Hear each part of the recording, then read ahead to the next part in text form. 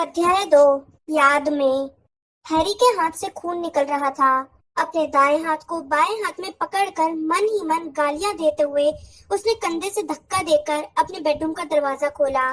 चीनी मिट्टी की किसी चीज के टूटने की आवाज आई। उसका पैर ठंडी चाय के कप पर पड़ गया था, जो उसके बेडरूम के दरवाजे के बाहर फर्श पर रखा था। लानत है। उसने इधर उधर देखा। प्रिवेट ड्राइव के मकान नंबर 4 की सीढ़ियां वीरान थीं। शायद डडली ने उसके मजे लेने के इरादे से दरवाजे के ठीक सामने चाय का कप रख दिया होगा। हैरी ने खून बहते हाथ को ऊपर उठाया और दूसरे हाथ से कप के टुकड़े बटोर कर लबालब भरे कूड़ेदान में डाल दिए, जो उसके बेडरूम के दरवाजे के भीतर दिख भर रहा था। फिर वह अपनी उंगली नल के पानी के नीचे धोने के लिए बाथरूम की तरफ भागा। उसे यह बात मूर्खतापूर्ण, निरर्थक, बहुत चिढ़ाने वाली लग रही थी कि वह अब भी 4 दिन तक जादू नहीं कर सकता। लेकिन उसे यह स्वीकार करना पड़ा कि उसकी उंगली में हुआ घाव उसकी योजना गड़बड़ा सकता था और उसे जादू से घाव ठीक करना नहीं आता था। उसे एहसास हुआ कि उसकी जादुई शिक्षा में यह एक गंभीर कमी थी, खास तौर पर उसकी भावी योजनाओं के संदर्भ में। उसने फैसला किया कि वह हरमाइनी से इसका तरीका जरूर पूछेगा। फिर उसने टॉयलेट पेपर का एक बड़ा टुकड़ा लिया और उससे फैली हुई चाय जैसे तैसे साफ कर दी। इसके बाद अपने बेडरूम में लौटकर उसने जोर से दरवाजा लगा लिया। हैरी ने सुबह अपने स्कूल के संदूक को 6 साल बाद पहली बार पूरा खाली किया था। अब तक तो हर साल स्कूल शुरू होते समय वह इनमें ऊपर रखे 3/4 सामान को बाहर निकालकर उसमें से कुछ चीजों को बदल देता था, हटा देता था या नई चीजें रख लेता था। नीचे का सामान पुरानी कलमें, बीटल की सूखी आंखें, छोटे पड़ गए मोजे ज्यों का त्यों संदूक में ही पड़ा रहता था। कुछ मिनट पहले हैरी ने इसी ढेर में अपना हाथ डाला था। फौरन उसके दाहिने हाथ की चौथी उंगली में तेज दर्द हुआ और जब उसने उंगली बाहर निकाली तो यह खून से लथपथ थी। अब वह थोड़ी ज्यादा सावधानी से काम करने लगा। उसने एक बार फिर घुटनों के बल बैठकर संदूक की तलहटी टटोली। उसमें से एक पुराना बैज निकला जिस पर सेड्रिक डिगोरी हीरो है लिखा था, जो बीच बीच में पॉटर जीरो है में बदल जाता था। तलहटी में हैरी को एक टूटा हुआ और घिसा पिटा मुखबिर यंत्र भी मिला। इसके अलावा RAB नामक जादूगर के संदेश वाला सुनहरा लॉकेट भी था और आखिरकार उसे वह नुकीली चीज मिल ही गई जिससे उसकी उंगलियां कटी थी। वो उसे देखते ही फौरन पहचान गया। यह उस जादुई आईने का 2 इंच लंबा टुकड़ा था जो उसके मृत गॉडफादर सीरियस ने उसे दिया था। हैरी ने उसे एक तरफ रखकर सावधानी से बाकी का संदूक टटोला, लेकिन संदूक में सबसे नीचे चमकती धूल की सतह पर पड़े कांच के चूरे को छोड़कर सीरियस के आखिरी तोहफे का और कोई अवशेष नहीं था। हैरी ठीक से बैठकर उस नुकीले टुकड़े की जांच करने लगा जिससे उसकी उंगली पर घाव हुआ था। उसे उसमें अपनी चमकती हरी आंखों के प्रतिबिंब के सिवाय और कुछ नहीं आया था। फिर उसने उस टुकड़े को सुबह के दैनिक जादूगर के ऊपर रख दिया, जो पलंग पर बिना खुला पड़ा था। उसने कटु यादों के अचानक आए तूफान को रोकने की कोशिश की। टूटे आईने की यादों और अफसोस की टीसों को दबाने के लिए उसने संदूक में भरे बाकी अटाले पर हमला कर दिया। संदूक को पूरी तरह खाली करने और उसमें रखी बेकार चीजें हटाने में उसे 1 घंटा और लग गया। बचे हुए सामान को उसने 2 ढेरों में जमा दिया। एक ढेर में वह सामान था जिसकी उसे आगे जरूरत थी, दूसरे में वह सामान था जिसकी अब उसे आगे जरूरत नहीं पड़ेगी। स्कूल और क्विडिच के दुशाले, कड़ाही, चंपत्र, कलमें तथा उसकी ज्यादातर पुस्तकें, जिन्हें वह यहाँ छोड़कर जाने वाला था, एक कोने में पहुंच गई। उसने सोचा कि उसके अंकल आंटी इन चीजों के साथ जाने क्या सलूक करेंगे।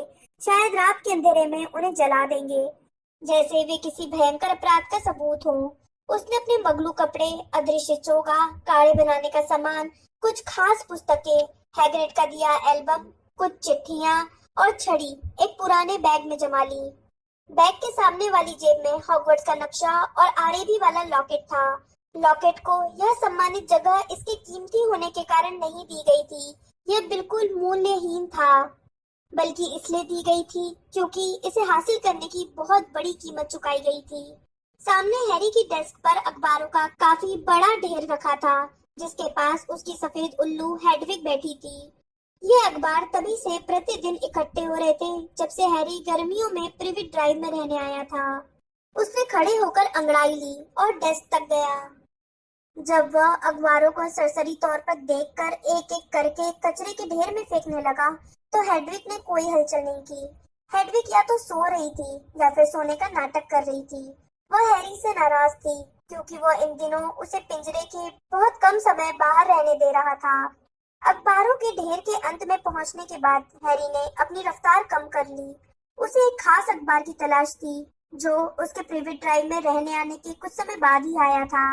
उसे याद था कि उसके पहले पन्ने पर हॉगवर्ट्स में मगलू अध्ययन विषय की टीचर चैरिटी बर्बेस के इस्तीफे की छोटी सी खबर थी।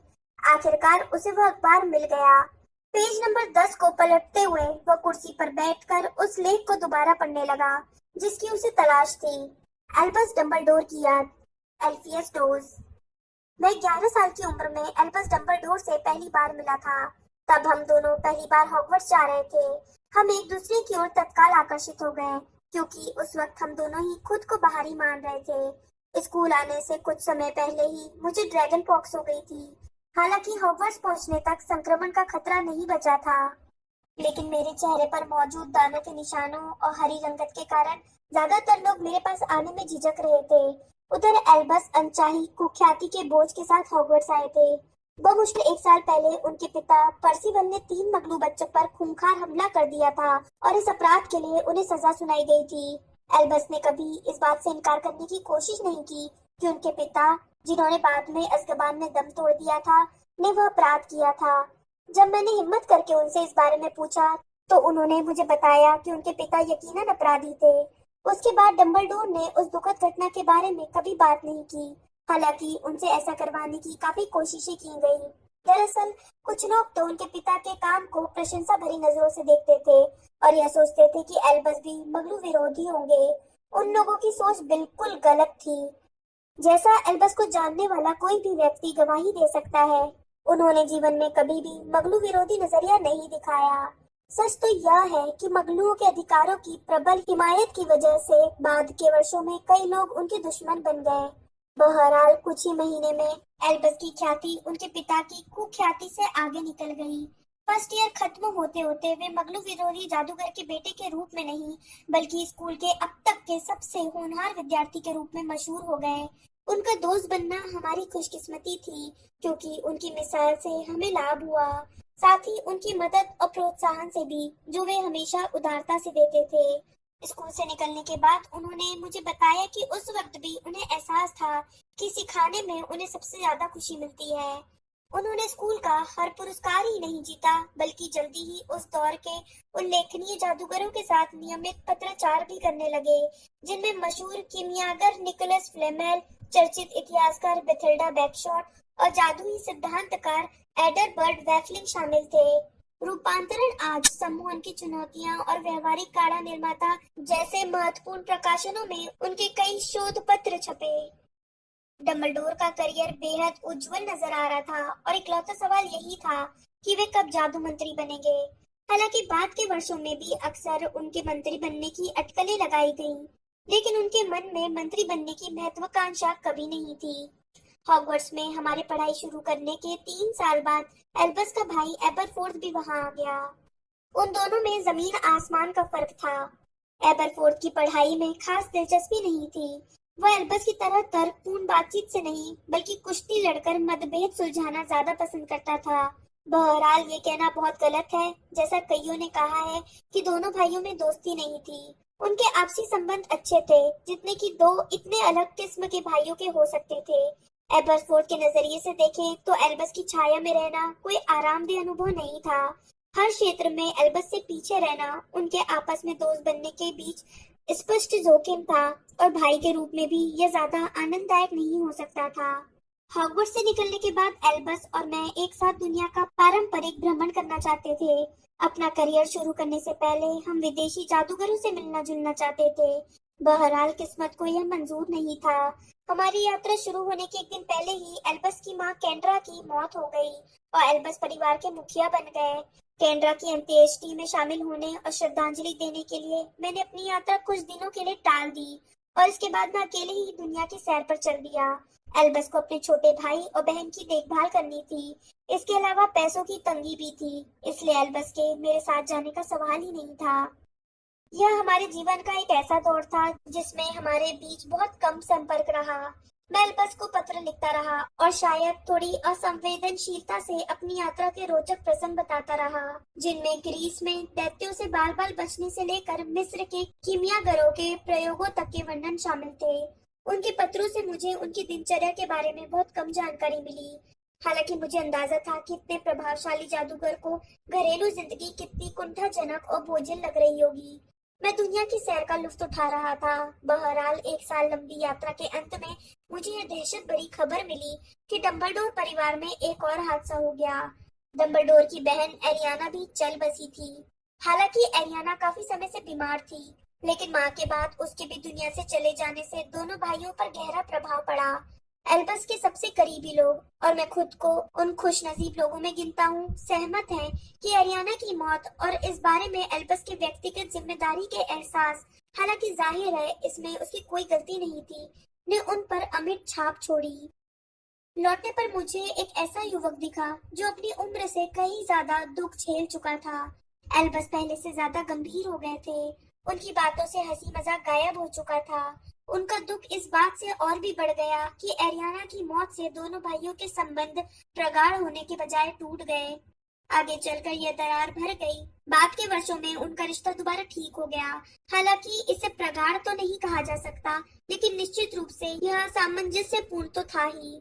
बहरहाल उसके बाद डंबलडोर अपने माता पिता या एरियाना के बारे में बहुत कम बात करते थे और उनके दोस्तों ने भी उनके परिवार का जिक्र करना छोड़ दिया। इसके बाद के वर्षों की विजय यात्रा के वर्णन का काम मैं दूसरे लोगों पर छोड़ता हूँ। जादूगरों के ज्ञान के क्षेत्र में डंबलडोर के असंख्य योगदान भावी पीढ़ियों को लाभ पहुंचाएंगे, जिनमें ड्रैगन के खून के 12 प्रयोगों की उनकी खोज शामिल है। इसके अलावा जादूगर न्याय सभा के प्रमुख वॉरलॉक के रूप में उन्होंने अपने कई निर्णयों में असाधारण ज्ञान का परिचय दिया। आज भी लोग यह मानते हैं कि 1945 में डंबलडोर और ग्रिंडेलवाल्ड के बीच हुआ द्वंद्व युद्ध अतुलनीय है। इसे देखने वालों ने लिखा है कि इन दोनों असाधारण जादूगरों को युद्ध करते देखकर उन्हें दहशत और आश्चर्य मिश्रित श्रद्धा का मिला जुला एहसास हुआ। डंबलडोर की विजय और जादूगरों की दुनिया पर पड़े इसके परिणामों को जादूगरों के इतिहास का एक महत्वपूर्ण मोड़ माना जाता है। गोपनीयता के राष्ट्रीय अधिनियम या तुम जानते हो कौन के पतन की ही तरह। एल्बस डंबलडोर कभी घमंडी या बड़बोले नहीं रहे। वे हर व्यक्ति में अच्छे गुण खोजते थे, चाहे वो कितना ही महत्वहीन या दीनहीन दिख रहा हो। मेरा मानना है कि शुरुआती झटकों के कारण वे बहुत मानवीय और सहानुभूतिपूर्ण बन गए थे। मुझे उनकी कमी कितनी खलेगी यह मैं शब्दों में बयान नहीं कर सकता, लेकिन मेरी क्षति जादूगर संसार को हुई क्षति की तुलना में कुछ भी नहीं है। इस बारे में कोई सवाल नहीं किया जा सकता कि वे हॉगवर्ट्स के सबसे प्रेरक और लोकप्रिय हेडमास्टर रहे। वे उसी तरह मरे जिस तरह वे हमेशा जिए थे, बहुसंख्य लोगों की भलाई के लिए। आखिरी समय तक वे दीन दुखियों की तरफ मदद का हाथ बढ़ाने के लिए उतने ही इच्छुक थे जितना मुझसे पहली मुलाकात वाले दिन में वे ड्रैगन पॉक्स के शिकार एक छोटे से बच्चे की ओर हाथ बढ़ाने के लिए इच्छुक थे। हैरी ने पढ़ना खत्म कर दिया, लेकिन श्रद्धांजलि के साथ छपी तस्वीर को निहारता रहा। डंबलडोर के चेहरे पर जानी पहचानी प्यारी मुस्कान थी, लेकिन जब वे अपने आधे चांद के आकार के चश्मे के ऊपर से झांके तो हैरी को लगा जैसे वे उसका एक्सरे कर रहे हो। हैरी को लगता था कि वह डंबलडोर को बहुत अच्छी तरह से जानता है, लेकिन इस श्रद्धांजलि को पढ़ने के बाद उसे यह मानना पड़ा कि वो उन्हें बिल्कुल भी नहीं जानता था। एक बार भी उसने बच्चे या जवान डंबलडोर की कल्पना ही नहीं की थी। उसे लगता था वे हमेशा से ही ऐसे रहे होंगे, सफेद बालों वाले, सम्मानजनक और बूढ़े।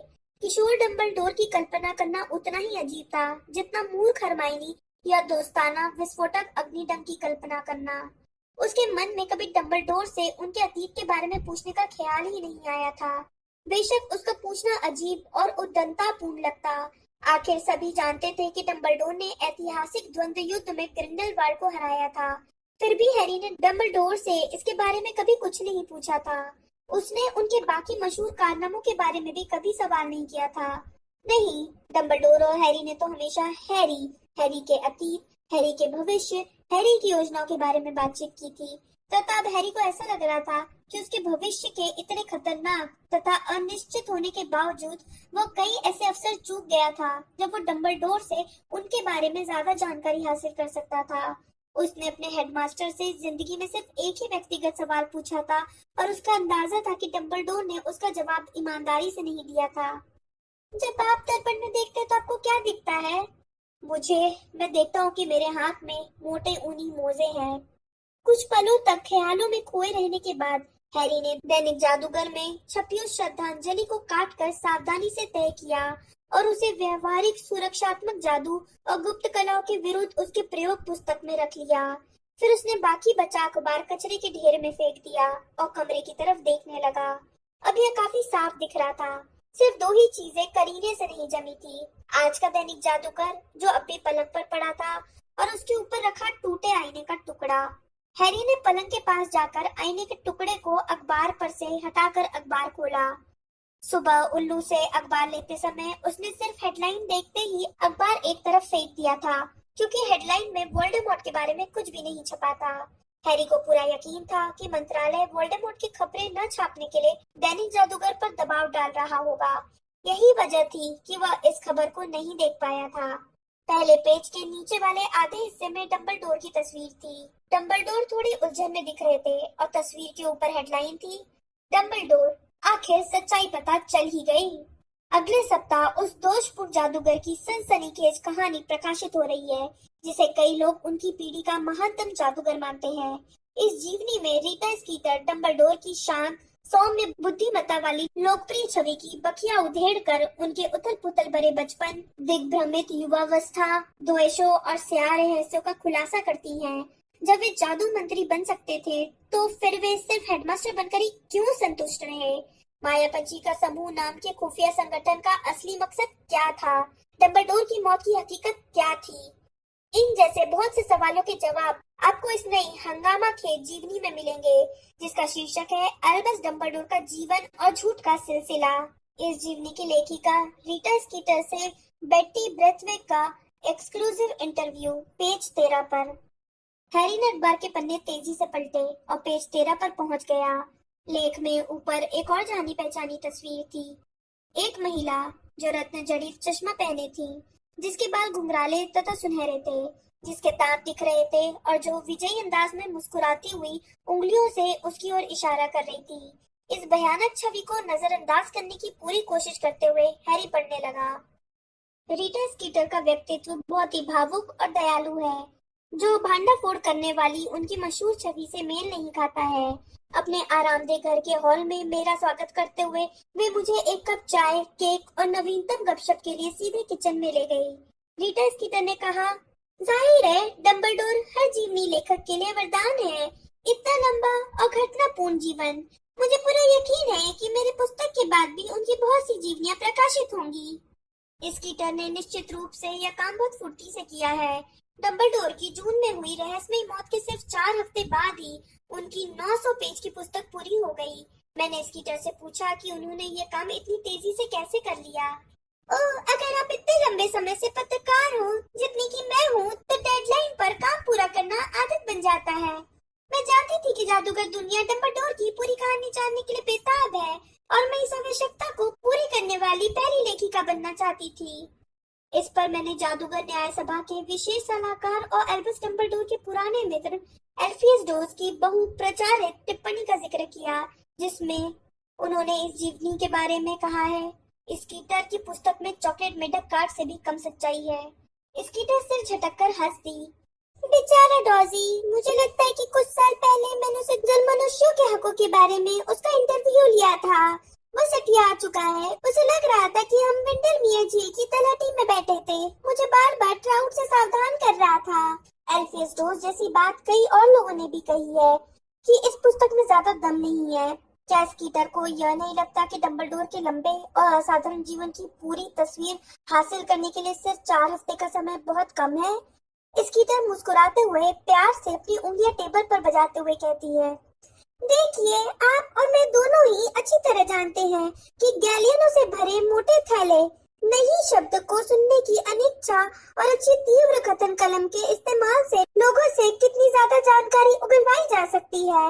वैसे लोग डंबलडोर पर कीचड़ उछालने के लिए लाइन लगाए खड़े थे। जानते हैं, हर कोई उन्हें महान नहीं मानता है। उन्होंने बहुत से महत्वपूर्ण लोगों को अपना दुश्मन बना लिया था। लेकिन दोस्त को हवाई गरुड़ अश्व से नीचे उतर कर आ जाना चाहिए, क्योंकि मैंने एक ऐसे सूत्र से जानकारी उगलवा ली है जिसके लिए ज्यादातर पत्रकार अपनी छड़ी तक देने को तैयार हो जाएंगे। इस सूत्र ने पहले कभी सार्वजनिक बयान नहीं दिया है, हालांकि वो डंबलडोर के युवा अवस्था के सबसे उथल पुथल भरे और गड़बड़ झाले वाले दौर में उनके करीब रही थी। स्कीटर की जीवनी के पूर्व प्रचार से यह स्पष्ट है कि जो लोग डंबलडोर के जीवन को बेदाग मानते हैं, उनमें इसमें बहुत सी सदमे भरी खबरें मिलने वाली हैं। मैंने उनसे पूछा कि इस जीवनी में सबसे आश्चर्यजनक भांडाफोड़ कौन से हैं। स्कीटर ने हंसते हुए कहा, छोड़ो भी बेटी, मैं अपनी पुस्तक की सारी बातें नहीं बताने वाली, वरना पुस्तक कौन खरीदेगा। लेकिन मैं इतना वादा जरूर करती हूँ कि जो लोग डंबलडोर के जीवन को उनकी दाढ़ी की तरह पाक साफ मानते हैं, उन्हें नींद से जाग जाना चाहिए। मैं इतना जरूर बता देती हूँ, तुम जानते हो कौन के खिलाफ उनकी जोशीली बातें सुनने वाला कोई व्यक्ति सपने में भी नहीं सोच सकता था कि अपनी जवानी में उन्होंने भी गुप्त कलाओं में हाथ पैर मारे थे। जिस जादूगर ने बुढ़ापे में सहनशीलता की वकालत की, युवावस्था में उनकी मानसिकता कोई खास उदार नहीं थी। जी हाँ, अल्बस डंबलडोर का अतीत बहुत दागदार था और उनका परिवार बड़ा अजीब था। वैसे इन बातों को छिपाने की उन्होंने काफी कोशिश की थी। मैंने पूछा कि क्या स्कीटर का इशारा डंबलडोर के भाई एबरफोर्थ की तरफ था, जिन्हें न्याय सभा ने 15 साल पहले जादू के दुरुपयोग के लिए सजा दी थी, जिससे छुटपुट सनसनी फैली थी। ओह, एबरफोर्थ तो गोबर के ढेर का सिर्फ ऊपरी हिस्सा है, स्कीटर ने हंसते हुए कहा। नहीं नहीं, बकरियों पर जादू करने वाले दीवाने भाई से ज्यादा बुरी बात है, मगलू विरोधी पिता से भी ज्यादा बुरी बात है। हालांकि डंबलडोर इन दोनों को भी गोपनीय नहीं रख पाए और न्याय सभा ने दोनों को सजा दी। नहीं, मैं तो उनकी माँ और बहन को लेकर उलझन में थी।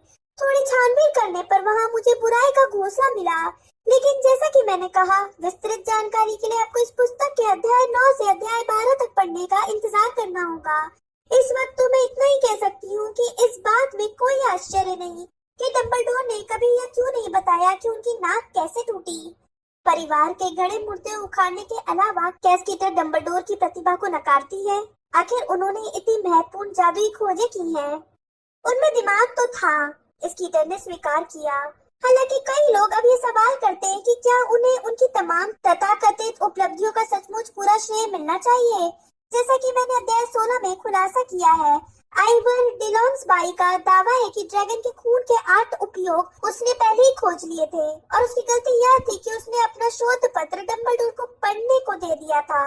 मैंने कहा, डंबलडोर की कुछ उपलब्धियों के महत्व को नकारा नहीं जा सकता, जैसे ग्रिंडेलवाल्ड की मशहूर पराजय। स्कीटर ने खुलकर मुस्कुराते हुए कहा, ओह, मुझे खुशी है कि आपने ग्रिंडेलवाल्ड का जिक्र कर दिया। मुझे डर है कि डंबलडोर की भव्य विजय पर जिन लोगों की आंखें खुशी से नम हो जाती होंगी, उन्हें बम के धमाके के लिए तैयार हो जाना चाहिए, या शायद गोबर बम के धमाके के लिए। बहुत ही घटिया झमेला था। मैं यहाँ बस इतना ही कहूँगी, दरअसल कोई जबरदस्त द्वंद्व युद्ध हुआ ही नहीं था।